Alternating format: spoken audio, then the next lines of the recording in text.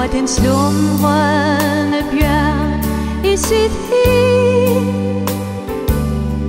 vågner op efter langvarig dvale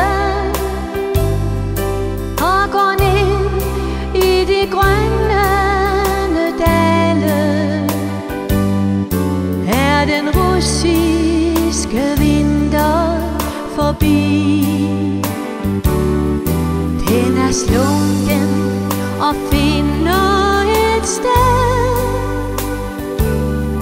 hvor bier har efterladt honning, men den savner en pluspelsedronning. Den kan dele sin livsglæde med ved en flod, hvor den sorte stok står, og forræderne springer så sprælske.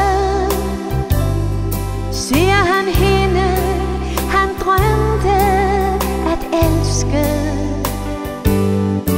dukke frem af den russiske vår.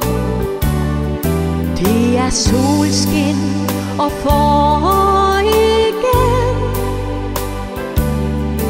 efter vinterens værste strabasfrost. Vær velkommen, du sinede glasnost, og vel mødt, du min elskede ven. Når den slumrende bjørn i sit hi vågner op efter langvarig dvale og går ned i de grønne dale, er den russiske vinter forbi. Selvom hunbjørnen først er lidt sky,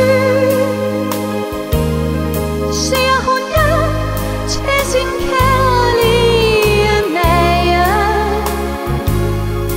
De går uden at se sig